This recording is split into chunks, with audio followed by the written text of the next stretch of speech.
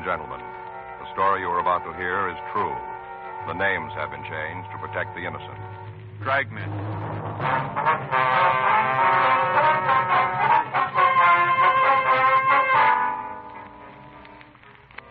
You're a detective sergeant. You're assigned the homicide detail. A call comes into the office. A woman says her husband is dead. She thinks he's been murdered. Your job, investigate.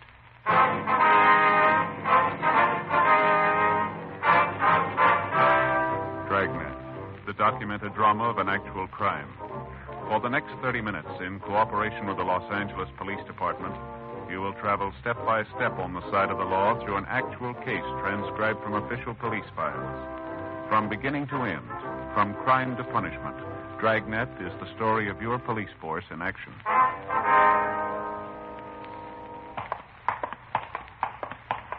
It was Wednesday, July 8th. It was sunny in Los Angeles. We were working the day watch out of homicide detail. My partner's Frank Smith. The boss is Captain Lorman. My name's Friday.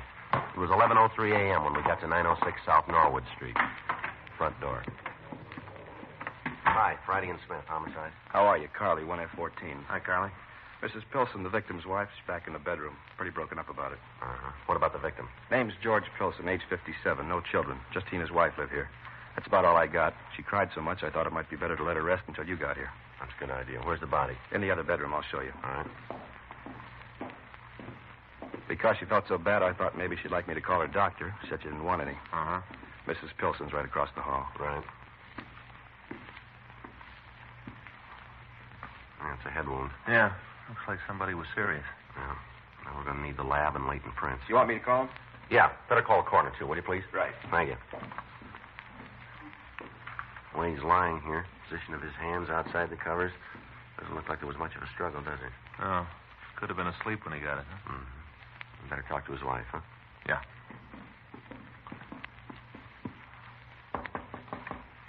Miss Pilson. Miss Pilson, police officers. Who is it? Police officers, we'd like to talk to you. Sorry to disturb you, ma'am, but we'd appreciate it if you tell us what you know about all this.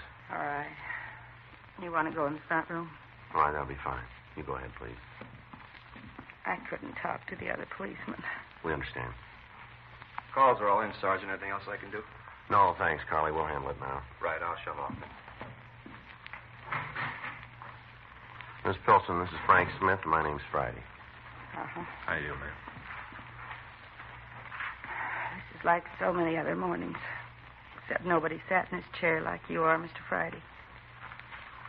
I used to sit here and it was quiet. I didn't want to disturb George's sleep. Well, then your husband usually slept during the morning hours, is that Yes. right? He worked nights at the Belden Aircraft Company. All right. Would you tell us what happened? What is it to tell? He came from shopping and found him just like he is now. Do you remember what time it was? I don't know for sure. 10:30. Somewhere around there. When did you leave the house? About the same time I usually do. I couldn't do my housework in the morning. Didn't want to disturb George. Mm-hmm. About when would that be? About 9 o'clock. Was your husband asleep when you left? Yes. He never closed the door, and I looked in before I left. When you left the house this morning, did you lock the house? The back door was locked. Never lock the front when I'm just going to be gone for a short while. I see. It doesn't take me more than 2 hours to shop at the most. Do you know if your husband had any enemies, Miss Pilson? Oh, not that I know of. He might have, but he never said anything to me about them. Mm-hmm. Hope you won't take offense, but we have to ask this. How did you and your husband get along? I guess I should have known that I'd be suspect, too. Well, we have to ask it. I know, Mr. Friday. You men are strangers. How could you know what our marriage was like? And how do you sum up 30 years in one or two sentences? Good, bad, and happy, unhappy. It was all those. Mm-hmm. I don't think our life is much different than most couples. Maybe one exception. You see over there on the table? Yes, ma'am. My collection of elephants. I started collecting them as a little girl. I always thought that one day I'd have a little girl. I'd give them to her. We never had any children. Mm-hmm. So my children have been pretend. I've kept adding to the collection all these years. Each new elephant is one that my little girl or perhaps a little boy would have added. I see, ma'am. I was wrong before about something I said. How's that? I said you were strangers. Yes. You're not, really. Otherwise, I wouldn't have told you about the elephants. Yes, ma'am. Then you and your husband haven't had any quarrels recently. Usual words. Nothing serious, though. Now, there's something else we'll have to know. Yes. Do you know if any personal property is missing? Stolen, you mean? That's right. Well, I'd have to look first. What if you do that for us? Right now? Yes, ma'am. If you feel up to it, we'd appreciate it if you could. You want to know about the bedroom, too? Yes, ma'am. All right. One other thing, Miss Pilson. Yes. Was your husband in the habit of carrying large sums of money on his person, would you know? Oh, no. Usually carried some cash, but never large amounts. I see. All right. Would you like to start checking now, Miss Pilson? Do you mind if we sit a moment longer? No, it's all right. Take your time. I was just remembering how like other days this is. I'd sit here reading, or maybe just looking at my elephants and thinking. Mm-hmm. It would be real quiet. Then the clock would strike 12. I'd go in and wake George. Yes, ma'am. Shall we go in? Yes, if you're ready. It's not quite time. That won't make any difference now. Beg your pardon? He won't hear us.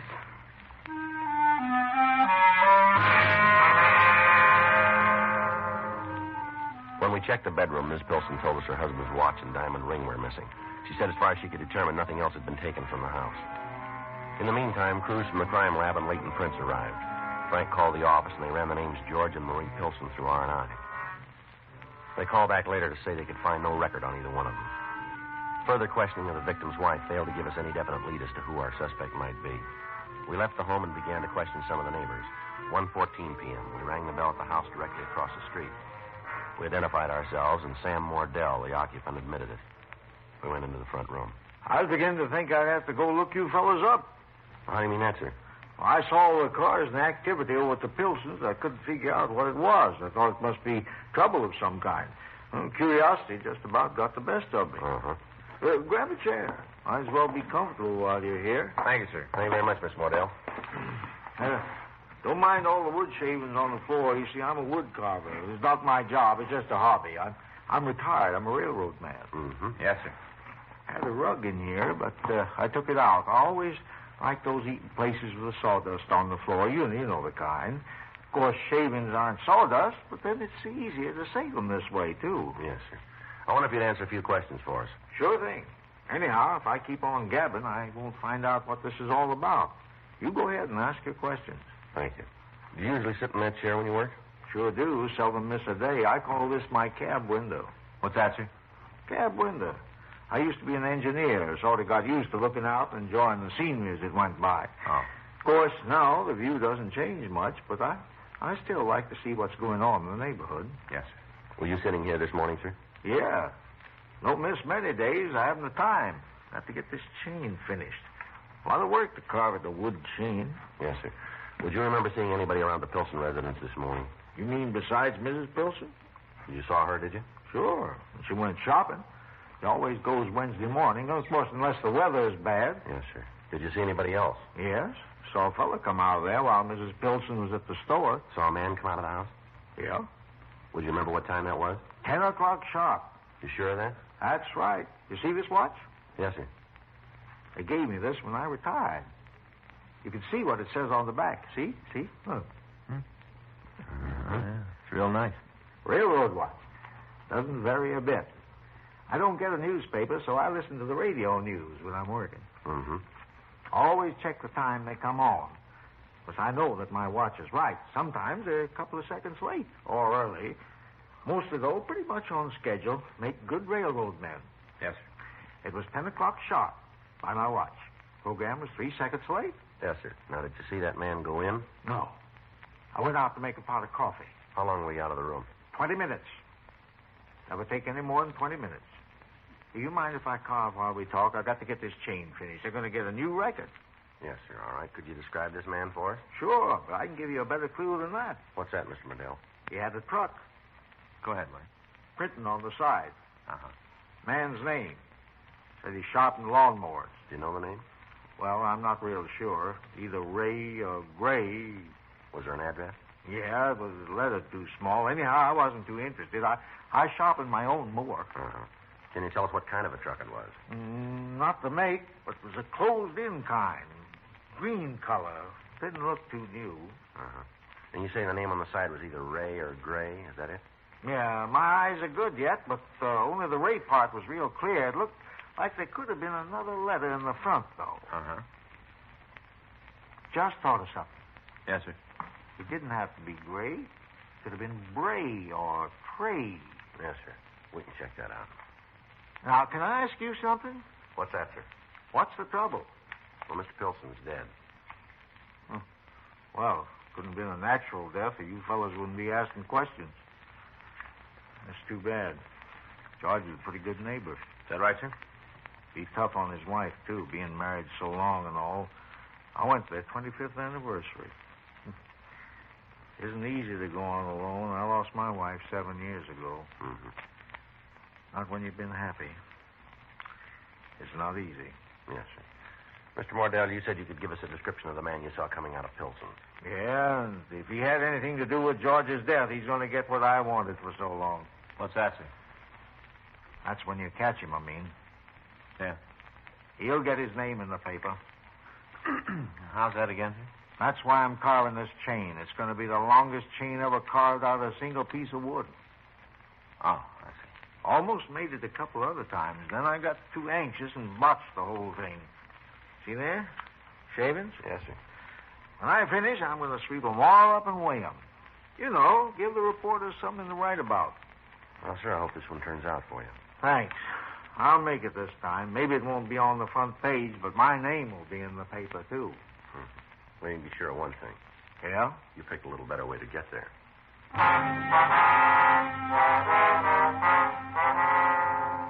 Sam Wardell gave us a description of the man that he'd seen.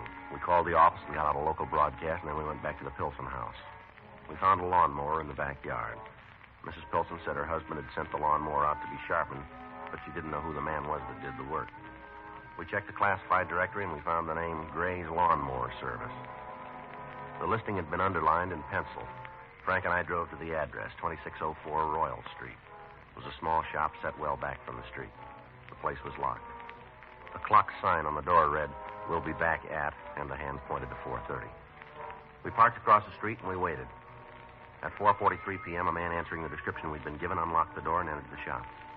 4:45 p.m. Oh, hiya. Either this is perfect timing or you've been waiting for me. We're police officers. Uh-huh. Well, I guess that writes off the timing part. Is your name Gray? No, it's Para. You work for a man named Gray? Uh-uh. It's my own business. I bought it from him. I see. He'd been here for some 20 years, so I just kept the name. Do you pick up and deliver in your business?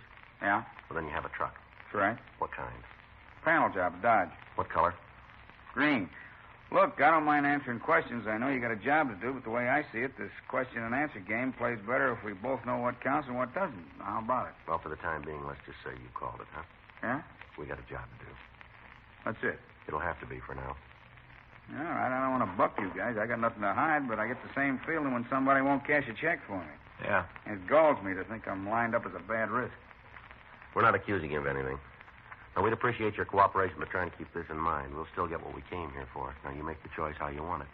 Okay, what are you after? Hot lawnmowers? You said you made deliveries, is that right? Yeah, Do you keep a record of the calls you make? sure. Can we see the record? Yeah, if you want, the book's over at the desk in the drawer. I'll get it. I'll get it. What'd you expect? I was going to pull a gun out of the drawer? That's the one? Yeah. Here you are, Joe. Thanks. These all the calls for today? That's right. Austin, Kemper. When'd you make these calls? What time? That's right. Well, Kemper this morning, Austin this afternoon. They're the only ones you made today, huh? Yeah. Wait a minute. Let me see the book a second. All right. It isn't here. I guess I forgot to enter it. What's that? Another call I made. What was that? On Norwood Street, 906, I think it was. Remember the name? Pilson. What time were you there? I'm not sure. 9:30 or so, I guess. Who'd you talk to? Nobody. Didn't see anyone around. Did you go in the house? Why? Did you? Yeah, I rang the bell a couple of times, and I knocked. Yeah. Well, I thought maybe they were in the back of the house and couldn't hear me. The door was open a little, so I walked in. Yeah. Went in the front room, called out, didn't get any answer, so I left. You didn't leave the front room. That's right. Did you see anybody? I told you I didn't. What more do you want? You said you called out. Yeah? How loud? What do you mean? Loud enough to wake a person sleeping in a back bedroom, maybe? Well, I guess so. No one answered. It came out. I know that. All right. Well, was there someone there when I called? That's right. Well, ask them then. I don't know what you're getting at. I walked into a house. I didn't do anything wrong there. If there was someone there, ask them. Be a little hard to do. Huh? He's dead.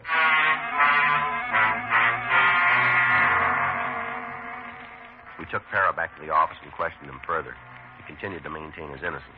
We ran his name through R&I and found a package for him showing one arrest for suspicion of ADW as a juvenile. We booked him on suspicion of 187 PC, murder, and Frank and I went back to his shop. We thoroughly searched both the building and his truck, but we failed to turn up either the ring or the watch. Thursday morning, Leighton Prince reported that they'd found no fingerprints in the house other than those of the victim and his wife. We got a call from Ray Pinker in the crime lab. He said that George Pilson had been beaten about the head with some type of round instrument. He also substantiated our theory that there had been a little struggle on the part of the victim. We called the county morgue, and Dr. Cephalou said he'd notify us as soon as he posted the body. 11:26 a.m. Joe? Mm-hmm. Just checking over these time elements. Yeah? Mrs. Pilson left at 9. It's gone about an hour and a half. The neighbors saw Para leave the house at 10, right? Yep. And if Mordell is right about how long he was gone from his front window, Para could have been there about 20 minutes. That's the way it checks out. Well, give him enough time, don't you think? Well, we still got to figure maybe he's telling us the truth. Yeah. And if he is, that gives us several possibilities. When Pilson didn't answer, maybe it's because he couldn't. Yeah, I see what you mean. I got it. Homicide, Friday. Yeah. It was, yeah. I see. Right. Be right over. It's Doc Cephalou who just finished posting the body. Yeah? It's possible that Pilson wasn't killed by the head blows. What do you mean? Might have been dead before he was hit.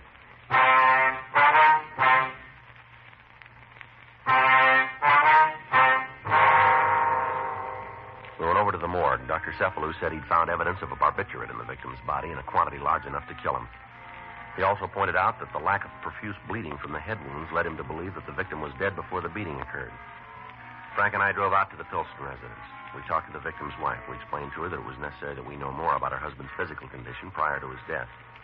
We went into the front room and sat down. Try to answer your questions, but today I'm just beginning to realize what it's going to be like being alone. Yes, ma'am, we can understand that. We'll try to be as brief as possible. Thank you. Now, had your husband been under a doctor's care recently? No. Had he been in good mental spirits? Yes? He didn't seem unusually worried about anything. Not that I know of. Well, now, would you tell us about yourself, Miss Pilson? Well, what do you mean? Well, have you been under a doctor's care recently? No. What has all this to do with my husband's death? Well, we'd like to know if there would be any reason for you or your husband to have a prescription for a strong barbiturate in the house. A what? A sedative, ma'am. You mean to make you sleep? That's right. No. We did never use them. Then you haven't had any in the house recently. Well, I haven't. I don't think George did. Would it be possible that your husband could have used a barbiturate and you didn't know about it? Yes. But if he did, I'm sure he'd have told me. We didn't have secrets from each other. I see. I'll get it. All right. Oh, Marie, you poor thing. I just got back and heard the terrible news. I came right over. Thank you, Lydia. But could you come back later? Well, sure, dear. Is there anything I can do for you? Maybe, but I can't talk now. All right, Marie. Are the police here? Yes. But won't you come back later? Have you told them? Yes. You told them what George tried to do? Yes. Excuse me, ma'am. Couldn't help overhearing your conversation. Oh, you're the policeman? That's right. Yes, ma'am. I'm Marie's neighbor. Yes, we understand. What did you mean about Mr. Pilson trying to do something? Well, she didn't mean anything. She was just talking. Now, look, let's let her tell it, shall we? Maybe I shouldn't have said anything. What did you mean, ma'am? Maybe it's not important. Why don't you tell us anyway? George tried to kill Marie.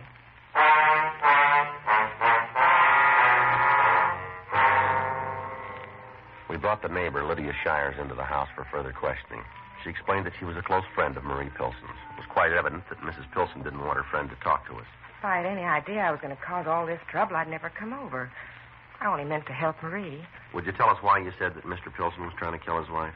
Sure, but Marie can tell you better than I can. Oh, now, honey, don't get upset. It's going to work out all right. Well, I'll tell you what I know, but Maria'll have to fill in the details. All right, go ahead, please. Last week it was, she came over to my house, terribly worried. She was afraid she was going to have another nervous breakdown. Oh, please don't, Lydia, please don't. Now, don't fret, dear. We all want to help you. Miss Pilson, once more, had you been under a doctor's care recently? It was George, her husband, that made her sick. He kept telling her she was going crazy, said she was going to die. Finally, she got to believe in the things he was saying. Yeah. That's when she had the breakdown. How long ago was this? About 3 weeks ago. All right, go ahead, will you? Well, George got these pills for her, something for her nerves to make her red. Yeah. That may be our office, I'll get it. All right. Hello? That's right. No, he isn't. You want to tell me who's calling? Would you like to leave a message? Right. No, my name's Smith. She hung up. Woman asking for Mr. Pilson. Did she give her name? No, said she was a friend of the family. It was her. I know it. I wish I'd talked to her. Who was it, Miss Pilson? I don't know her name, but she lied. She's no friend of mine. She caused all this. How do you mean? That's why George was trying to kill me. With me out of the way, he could have her. She'd come and live in my home. You never told me about her. I still had some pride. All right, now this medicine your husband got, was it a barbiturate? Yes. That's how he was going to kill me. Where did he get the pills? I don't know. George would come in and sit on my bed in the early morning. When he'd come in from work, he'd wake me up, tell me I was going to lose my mind. Yeah. Time after time he did it. I began to think he was right. I couldn't remember doing things. That's when you started taking these pills, huh? Yes, that's right. I see. He'd put them in my food or in my drink. You sure he did that? Yes. I counted the capsules in the bottle every time I took one. Got so I couldn't remember if I'd taken them or not, so I counted them. Mm-hmm. I wrote the number down on paper so I'd be sure. Some were always missing. I knew he'd been giving them to me. All right, go ahead. That's when I told Lydia about it. She said to stop. Is that right, Miss Shire? Yeah, I told her not to take any more. Did you stop taking the sedative? Yes. I told George about what Lydia said. He got mad and said I shouldn't have gone to her. Then he started telling me I'd go crazy if I didn't take them. He kept after me. Is that why you killed him, Miss Pilson? Can't mean Marie did it. He kept after me. I knew he was trying to get rid of me. He'd stay out all night when he wasn't working. Did he tell you about the other woman? No, he didn't have to. I knew. A couple of times she called here. I answered the phone. When she heard my voice, she hung up. Mm-hmm. So you gave him the pills you'd been taking, is that it? To make him sleep. I always had a sandwich when he came home from work. I fixed it before I went to bed. When'd you strike him? When I came home from the market, I suppose. You'll want the weapon, won't you? Yeah, and the watch and the ring, too. All right. Marie, how could you do it? Had to be. He was going to kill me. She was going to live at my home with my children. Lydia. Yeah. I want you to take my family. What? My elephants. I want you to have them. All right, Marie. Do you want to tell us where the weapon is, Miss Pilson? All right. I didn't believe George, that he was telling the truth. Yeah. He told me this would happen. What's that? He said I was crazy.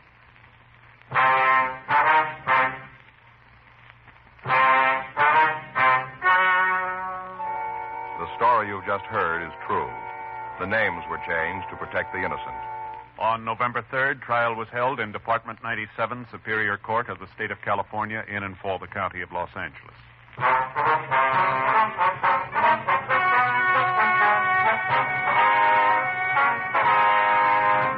Marie Ellen Pilson was examined by 3 psychiatrists appointed by the state and found to be insane. She was confined to Mendocino State Hospital for the criminally insane for treatment.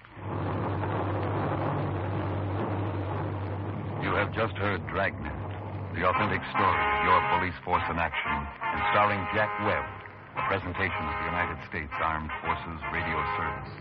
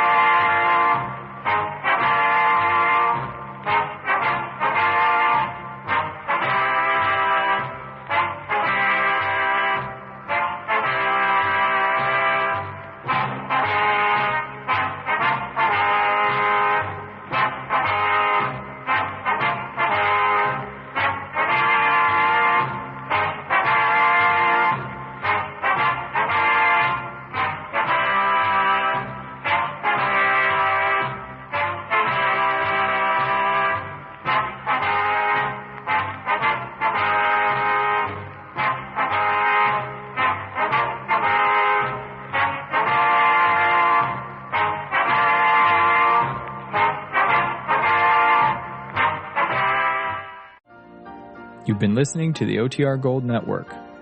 Find more classic radio at otrgold.com.